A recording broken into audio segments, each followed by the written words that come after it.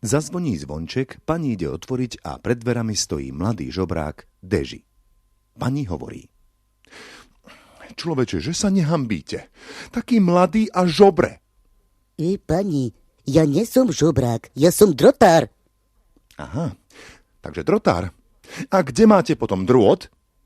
Pani, to ja som taký moderný, bezdrotový. Yeah! Rozhovor v lietadle. Prepáčte, že vyrušujem. Znáte, ja mám také nešťastie, že ešte furt daco stane. Mimoriadne hlásenie. Hovorí k vám kapitán lietadla. Lietadlo padá do mora, ale buďte bez paniky, dostanete píšťalky, aby ste odplašili žraloky. Uvidíte. Abo dostanem pišťalku bez ďurky, abo natrafím na hluchého žraloka. Yeah! Ivan príde domov. Otvorí skriňu a tam nájde drobnučkého, chudučkého, holého chlapa. Pýta sa ženy. Маша, это кто? Vásia. Ivan Vasiu riadne zmláti a vyhodí von oknom. Na druhý deň Ivan otvorí skriňu a v skrini nájde 2-metrové zavalité chlapisko. Rýchlo privrie dvere a volá. Маша, а где Вася? Yeah! Leží mucha na chrbte a trepe nožičkami. Okolo letí druhá a pýta sa. To co? Stretching? Nie, biolit. Yeah! Sedia dve muchy na lajne. Jedna z nich si uprdne a tá druhá hovorí. Vyčuj to, že nehanbíš pri jedle. Yeah! Do trafiky príde kominár a chce si kúpiť dáku pohľadnicu. Pani predavačka mu podá škatuľu s pohľadnicami a kominár vyberá. Prehrabuje sa, vyťahuje a zase vracia späť. Napokon si jednu vyberie, predavačka sa ho pýta. Takže túto si budete prijať? Hej, toto by som chcel, ale pýtam vás, nemáte tam nejakú čistejšiu? Yeah! Maťko sa pýta otca. Ocu, a môžem še kúkať na televízor? Nie. Že plano učíš, tak tu máš otvárak a radšej sebe otvor dajakú knižku. Yeah! Vyšiel muž od holiča, ale o chvíľu sa vrátil a vraví holičovi. Prepačte, vy ste me pred chvíľku holeli. Pamätáte sebe? No a teraz som chcel telefonovať a... Neznáte, nemám tu takzi ucho. Yeah! Marcel je na dovolenke v Španielsku ubytovaný v hoteli a nadáva. To sú mi služby. Kúkni tu, Aťka. Som sa poucíral topánky do obrusu a ten je z takého glúpeho materiálu, že vôbec nezachytáva špínu. Yeah! Profesor po hodine matematiky hovorí študentovi. Človeče, nehambíte sa. Vy ste prespali hodinu. No a co? A vy ste minule presáhli úsečku. Yeah! Veveričky lúskajú oriešky. V prvom našli strieborné šaty, v druhom zlaté, v treťom diamantové.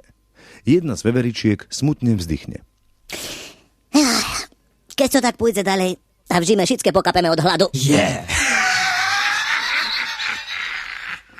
Pani učiteľka sa pýta v škole detí, čím by chceli byť. Marcel chce byť kozmonautom, Marek zase kominárom a Maťko vykríkne, že by chcel byť katom. Pani učiteľka sa pýta. Preboha, Maťko, a prečo práve katom? Znáte, pani učiteľko, mne strašne baví robota s ľuďami. Yeah! Červená karkulka príde k babičke a pýta sa. Babka, prečo máš také veľké oči? Co ti tak glupo pýtaš? Nevidíš, že sedím na záchodze? Yeah! Adriana sa pýta manžela. Miláčik, prečo máš také dlhé myhalnice? Vieš, Aťka, keď som bol malý, veľa som plakal. Mohol si radšej viacej cikať. Yeah! K futbalovému mužstvu nastúpil nový tréner a hovorí: No, chlapci, dúfam, že budeme čo najskôr tými najlepšími kamarátmi. Po tréningu za ním príde brankár Patrik Pavelka a pýta sa: Nemohli by ste, šéfe, svojemu najlepšiemu kamarátovi požičať pejský lá? Rozhovor v krčme. Ty čo to? Co ci je? Nič. Nič? A čomu? Neznám. Marek si kúpil televízor a na druhý deň sa chváli v práci. Ty čuj tu, Maťo domáčky. Toto je perfektná vec. Televízor. Zavreš oči a máš to jak radio. Rozhovor v krčme. Ty predstav sebe, my máme suseda a on každú chvíľu vybehne na dvor, skočí do studne, potom vyléže zo studne, zaš tam skočí, vyléže a toto robí celé po obede. To je nenormálny? Nie, on je úplne normálny, ale znáš, on je potápač a noší sebe domu fúšky. Pýtajú sa Marcela. Marcel, názdar. Som čul, že si bol na dovolenke v Španielsku. Jak bolo? Ty, no trásne. Mne zbili, okradli, ženu znasilnili. No, kde pôjdete na druhý rok?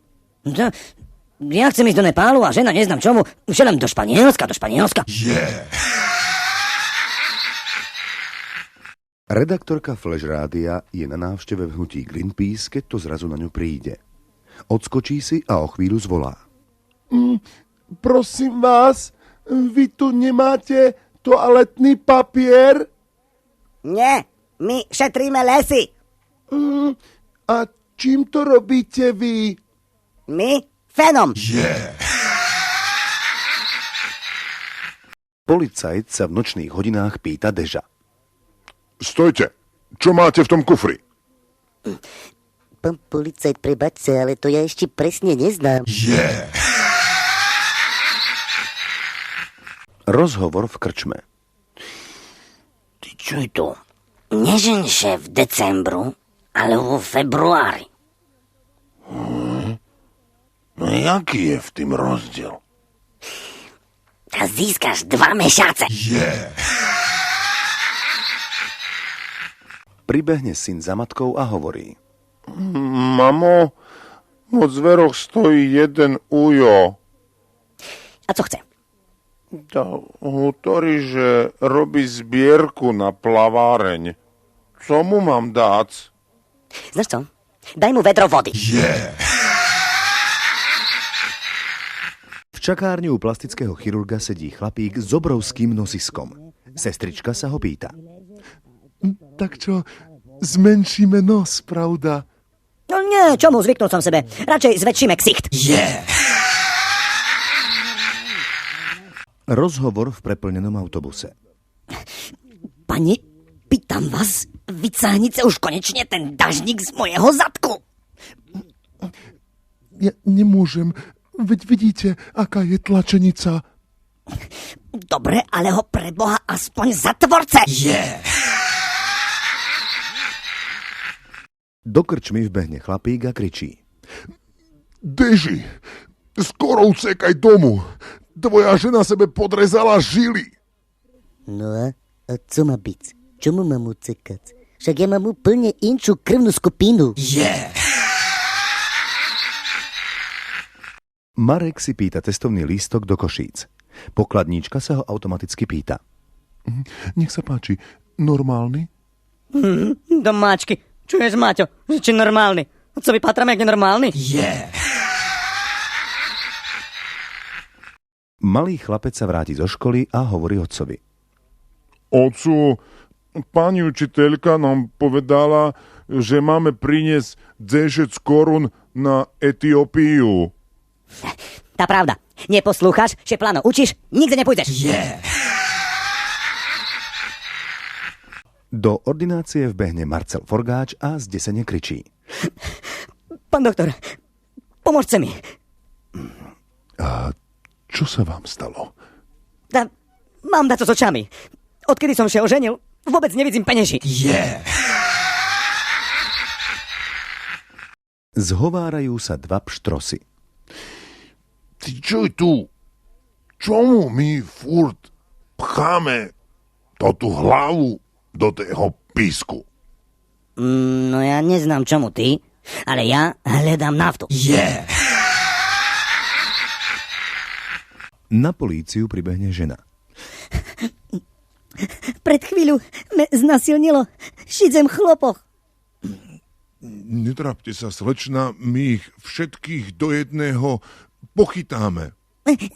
Nie, všetkých ani nemušice, len toho 2. a 6. Marek sedí na lavičke na ulici so svojou mladou priateľkou. Keď si čím ďalej, tým viac dovoľoval, slečna povedala. Nie, Marek, nie. Tu radšej nie. Ešte nás niekto uvidí. Domáčky, neboj sa, neuvidí. Toto je slepá ulica. Hovorí sused susedovi. Pane, dnes som zistil, že ste si prevrtali tunel do mojej pivnice a celú zimu ste mi kradli uhlie. Vážne? Predstavte sebe. A ja som bol presvedčený, že som objavil uhoľné bane. Čatár na cvičisku velí. Čata, na môj povel, pochodom chod. A to placi pre všetkých, i pre toho malého vzadu. Pán Čatár, prosím, to je hydrant. To je jedno. Na vojne musia slúchať aj inžiniere. V trolejbuse cestuje trpaslík. Keďže nedočiahne na držadlo, chytí sa dlhej brady pána, ktorý stojí vedľa neho. Ten chvíľu mlčky trpí, potom sa spýta. Prosím vás, nechceli by ste mi pustiť bradu? Čomu? Vystupujete? Zhovárajú sa dvaja otcovia. Ty čuj tu. Dneška má môj syn narodzeniny. Asi mu kúpim topánky. Co? Topánky? Však praktické veci, že nemajú kupovať na narodzeniny. Ty máš pravdu. Kúpim mu topánky o 3 čísla menšie. Marek hovorí mladej dáme. Slečna, máte krásny svederik. Bars šumný. Veď to si myslím. Veď bol aj drahý. Je vyrobený z čistej ťavej srsti. No, domáčky, takoj som sebe to myslel. Po tej ťave na ním zostali 2 pukle. Po vášnivej noci on hovorí jej. Čuj to, keby som neznal, že máš astmu, tak by som sebe myslel, že si me vypiskala. Príslušník verejnej bezpečnosti pokutuje na ulici motoristu, ktorý nesprávne zabočil. Na pokutový blok si žiada jeho podpis. Ten je však analfabet a namiesto podpisu napíše na potvrdenku 3 krížiky. Príslušník skríkne. Čo ste nenormálni? Nie moje meno, vaše.